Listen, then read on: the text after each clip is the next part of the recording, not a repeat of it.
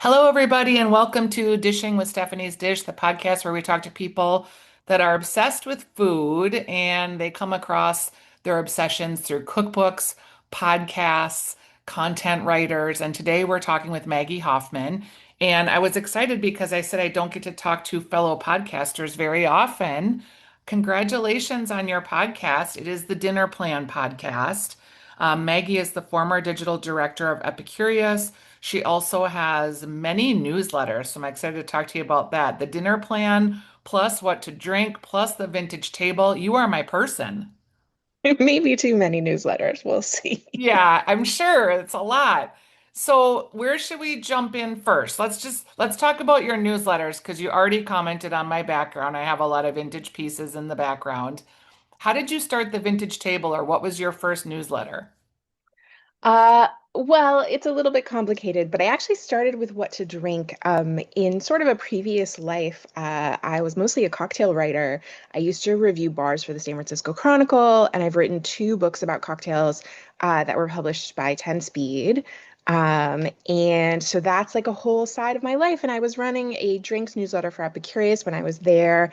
And when I left, that was sort of the going independent. I was able to send one newsletter to that audience and say, this is where I'll be. So, I don't update that one as often, but I like to talk about what I'm drinking, when I'm trying new non-alcoholic beers, or sometimes I'll share cocktail recipes from new books I'm reading. So that one was actually first.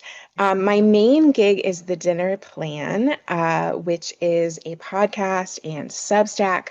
It's sort of a living, breathing system. So, the podcast goes every week. I interview a cookbook author every week. We talk about inspiration and where they find dinner ideas and the books they love. And then at the end of every show, someone calls in and shares what's in their fridge, and the cookbook author guest comes up with a dinner idea for them. And usually these folks are people with cookbooks, often new cookbooks. And so in the Substack each week, we share all of the links to all the recipes that they've talked about so people don't have to like take notes. Anything they've recommended, it's all there in the newsletter. And then we reprint a recipe from their book so you can get a little preview of the book. And that's why you should sign up for the newsletter. Someone told me they were taking notes on the show, and I was like, oh, no, no, no, you don't have to do that. You have such good notes on the episodes, I and mean, I I listen to mean, these things over and over. you have like attached and linked every single I, recipe idea anyone's ever discussed in the pod. I mean, it's extensive, you guys. You got to follow. and then I have a big list, which I think is really fun, of every book that has gotten recommended. So each person comes with like two or three ideas. Well, that has become a very big list. We're getting close to 50 episodes, and each person, I mean, you do the math. Yeah, that's the main project. And then the vintage table is a little side project, and maybe they'll get merged at some point. But I just cannot buy every piece of vintage tableware that I love. And so I thought I should probably start sharing the links so that maybe other people will take them off the market. That is smart because once you start like in that Facebook marketplace or Etsy channel of looking for vintage things, eBay, they yeah. find you. Yeah, yeah. So there's usually like a theme, sort of beachy things for summer, or, whatever is the thing that I'm sort of obsessing over. And that's just for fun, but it's a lot of fun. Yeah, I find it very fun. When you were, so how long were you the digital director at Epicurious? I think I was there a total of 4 years. I started as the senior editor under David Tamarkin, who's at King Arthur Flower now. And I took over running it when he left. And we're probably better off now because we have so many different avenues for creators, right? Substack has really like democratized the creating world from podcasting. Did you find like, when you work for a big company, there's resources and podcast studios, and then all of a sudden you're on your own and you have to figure it all out. Substack makes it so easy. Yeah, Substack and all the other ways, I think everyone's ability to sort of launch their own independent media is truly exciting, and people are doing it in all sorts of, not just Substack, but also their own websites and Patreon, and Yes. people have huge success. Do you think that that is, I mean, I feel sad about that. I think it is cutting into traditional magazine resources, digital resources, digital archives, because people don't necessarily need that to be seen anymore. They can create their own engines. But I also like every time I get a magazine and it's a little bit thinner, I think like, oh, don't wait, because I still love some of those traditional printed forms, and I love linear television, and I also like terrestrial radio still. Like, I want there to be all those things and not have it be just one thing. Yeah, I mean, I think it's a little more complicated. I wouldn't blame independent creators for the shrinking of food media. I No. think that has a lot more to do with, everything moving to digital and then sort of being flooded with ads and then search changing so much. I mean, there's just so many things that have shaped that. And I think it's incredibly sad to see, you know, so much of both book publishing and magazine publishing struggle. It has to do with ad dollars, and those are places where there are the resources for everything to be tested and tested again, and I think there's going to have to be a question of how many independent creators people can support. Mhm. And I don't think advertising is over. I think that is a way to fund some of this as well. If an advertiser wants to support an independent creator, I think that's great. The budgets are going to be smaller than what they were paying for something else, and maybe it can all coexist. I'm hoping because I think it ultimately, if it raises all boats, right? But I mean, we are consolidating in a pretty rapid clip with the top seven media companies and social influencers. But when you think about your podcast and when you conceived it and knew who you wanted to talk to, what did that look like? Like, did you know right away what you were going to zero in on? Did I know? I was at the beach and was taking a long walk with my husband and sort of saying, if I were to do this thing, what would it be? Um, I had gone through the process of pitching a show to Condé, which they decided they didn't want. And so I was pretty heartbroken and kind of had lost confidence. I've been in food media about 15 years now, a really long time. I actually worked in book publishing before that, and blogging, and I was at Serious Eats in very early, exciting years. And I love being a part of that community. I love being able to see what's coming soon. Like one of the biggest joys when I first started at Epicurious was I showed up and there was this stack of cookbooks on one of the like files, sitting on one of the file cabinets, and people would sort of say, "Hey, does anybody have a copy of this? Does anybody have a copy of that?" And I was like, "This is where I'm supposed to be." Like, I mean, you can see the Yep. stacks of cookbooks continue. And so I sort of was like, what will be feel like it sort of captures some of that excitement that I could do independently? And what would it take to do independently? And who would I want to talk to? What new books am I excited about?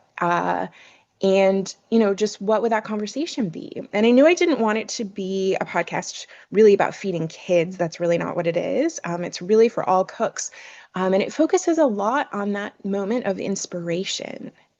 And, I was really burnt out and it was affecting my cooking. And I think everyone who works really hard can feel that affecting their cooking. I'm just coming off a cookbook launch or getting ready to launch, and I'm like, sometimes the idea of what to eat, I've just like, all I've done is cook this week, like a million places for a million people, for a million things, documented it all.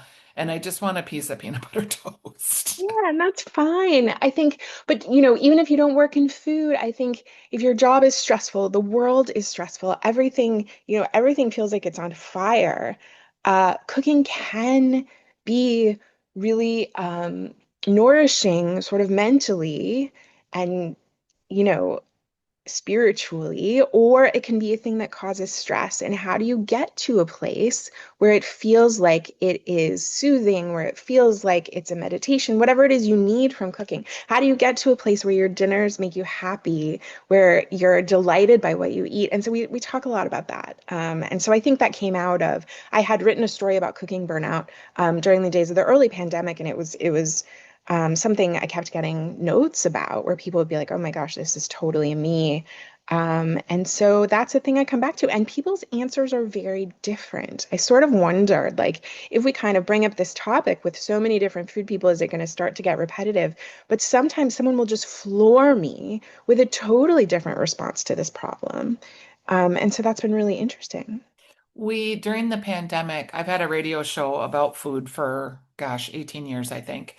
And during the pandemic, we did a lot of that.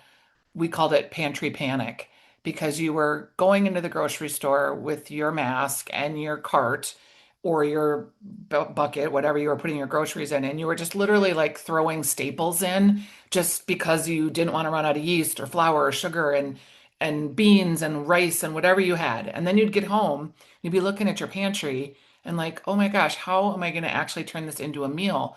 For cooks and home cooks, that was what we do. Like, okay. But for a lot of people that were two working families, had really relied on a lot of convenience type of foods, that was a really new experience for them to be staring at a bag of split peas and figuring out how to get that to the table.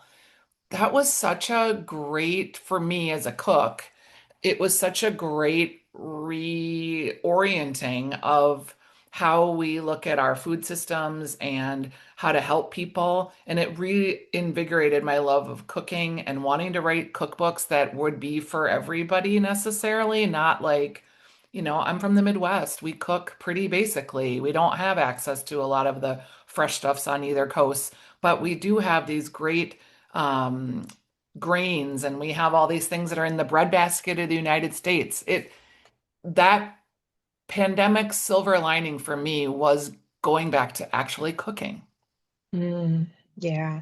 I also think we saw the rise of a lot of small businesses that are making things to make life easier and to add flavor. There's so many more companies selling various, sauces and seasonings and things. I think I was in a moment where I was like, oh man, like you had to replace restaurant food with home cooked food, and was I really going to do something complicated? And that's where, I just am really cheering for these small businesses because it can be so amazing to have those on hand. And you Yeah, can usually mail order them. and just thinking about like the condiments, like chili crisp is a condiment that what has been around for a long time, but just came into the zeitgeist in the last 5 years. Obviously the proliferation of hot sauces, but also like sumac and za'atar and some of these more world spices that we weren't familiar with necessarily. It's really brought a whole new um, way of looking at your basic home cooking. And of course, some people have been cooking with those things forever. For Uh, sure. but I also think the cookbook publishing industry is very slow because it takes 2 years for books to come out, right? It's a very slow process. And so I think we are finally seeing so many more books from so many more voices. And so you have a guide. You're not just blindly using something you've never seen before. Along those lines, are there like a handful of books that have come across your desk recently that you're like, yes? I mean, so many. That's like my whole thing. Let me think. I mean, there's so many. I think of the recent ones, Zainab Issa's book, Third Culture Cooking, is really wonderful. She was a Bon Appetit and is just incredibly talented with flavor. She does a lot of development for NYT Cooking now, and that's a good place to find her recipes, but that book's really lovely. Norma Rod's book, she was at Ottolenghi, and her book is called Lugma, and she's from Bahrain, and that book is just you just want to cook everything in it. Just really, really, I mean, the photography is stunning. Oh my gosh, what else? Rick Martinez's new salsa book is really fun. And really just like a smart thing. If you are feeling bored with sort of your rotation of like protein, like if you are doing rotisserie chicken, can of beans, pasta, like if you were doing that rotation, the answer, when I talked to Rick, he was talking about how when you make salsas, like so many of them you could freeze. And so then you can mix and match. You can pull one from your freezer. You can, toss that rotisserie chicken with a green salsa one night and a different salsa the other night. And that was just like so exciting to me. Do you use your freezer a lot? I mean, I find like cooks, I have two freezers and they're always loaded, and I'm trying to eat out of the freezer constantly with very little success. That's always the challenge. You really have to keep a list. You really have to put like a freezer night on your schedule. My husband travels a lot, and so I try to eat from the freezer when he's gone. So it's like this is super easy when I'm juggling. Uh, I use the freezer for all kinds of things. I do try to put sauces in there, but yeah, that problem of like chucking half of the can of Chipotles in the freezer, and then you just You never never find get to it. never. One thing I did have one sort of freezer epiphany recently. Not so much of summer food, but I often make turkey chili. It's one of my favorites, really comforting. And I always put beans in it, which is how I grew up with it. And I was freezing a big, big batch and realized there was no way I was going to fit this batch in the freezer. But I'm just, putting a can of beans in it and letting it simmer for half an hour, right? So I was like, oh, wait, I'm not going to include the beans in the frozen version. I'm just going to freeze the part that is less bulky. And then when I take Oh, it out of the freezer, I can add the can of beans, heat it all up. And that way I'm not taking something from the pantry where it's fine and using up the space in my freezer. gosh, that is kind of like weirdly groundbreaking because I'm using Ziploc bags and freezing them flat. I'm using super cubes, mason jars, quartz pints. But yeah, Gets tight in there. wow. Wow. Yes. Okay, I'm that. And I wonder if there's other things like that Well, where I you're was adding just trying to something think. bulky, and you just don't need to add something bulky before freezing. Yeah, maybe even like just sauces, like adding the meats where you can just quickly saute the meats, throw in the sauce, and huh. Yeah, All yeah. right, you might be onto something. This is exciting. I mean, and especially I use the Instant Pot a lot in the summer. My kitchen's really hot. And so if you're making just like a basic, shredded chicken in an Instant Pot, any sauce could be the liquid. Yep. I also find like I make a lot of soups and stewy and braisy things. And there's only two of us, and I cook like for eight. So by the time I'm done, after making the initial meal, having a leftover meal, maybe a lunch, I still have like four portions. And by then I don't want to eat it anymore. So I'm like, oh, okay, how can I freeze this and how can I make it into a handy meal for the next? I give away a lot of food probably because of that, because I just don't want to deal with it anymore. Yeah, that's, I It's a mean, if lot. you're recipe testing, if you're working on books, there's just, you got to share. And you've made three of the same thing and it's very similar, maybe a little dash of this or dash of that. You're just like, oh, I don't want to look at it one more second. Um, when you think about the vintage table, just going back to that a second, we're seeing a lot of vintage things come back in vogue. So, like the sterling silver platters and the farm glass, and you mentioned Dansk, Food 52 reinvested in that company and rebought it out of bankruptcy. Are there trends that you're seeing, like with linens or silverware or things that you're excited about? I mean, I love weird silver. Sort of how this all started is that my favorite thing is, and they're not that expensive if you have just like a tiny little fork, but there's forks for everything. There's a lemon fork and an olive fork and a sardine fork. And so I love that. A berry spoon. I found this beautiful berry spoon that kind of it was pierced so that if you had like, something that was a little wet, the water would run off, and it was just gorgeous. And I put it in the newsletter, and a friend of mine reached out and said, I have that. I got it for my wedding for my grandmother, and I've never seen a similar one. And there it was on eBay. That's so cool. Um, I think that's neat. And so, yeah, I'm really into the strangest silver you can possibly find. It's funny because you don't think about how many pieces there are. And you were like the first time I ate at a French restaurant with my mother-in-law, who was very proper.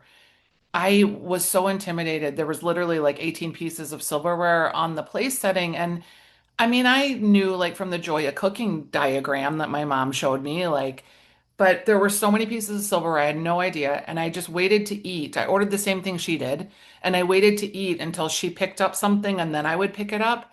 And years later, I kind of confessed and we laughed, and she was like, I didn't know what half of that stuff was. We just Sure. don't eat like that now.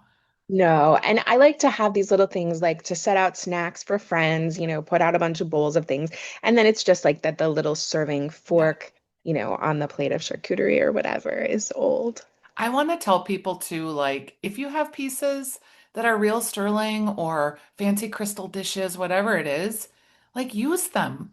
Like I think we wait for this special occasion that our lives are special occasions. We are being inundated with a lot of information and a lot of weird news. And if you can just have that moment of feeling luxurious by yourself or in your own home or with your friends, I think it breaks down the barriers of entertaining. Like serve beans and rice on crystal dishes if you want to. Who cares? And like anytime you're in real life with an actual human is a special occasion. Yes, like get out that vintage coupe glass and pour yourself a mocktail or a cocktail, whatever. Yeah, I have these my husband grew up with these little they're like cocktail picks. I think they're for like an olive in your martini, and they're little swords from Toledo, Spain, which is where like swords are Yeah. made.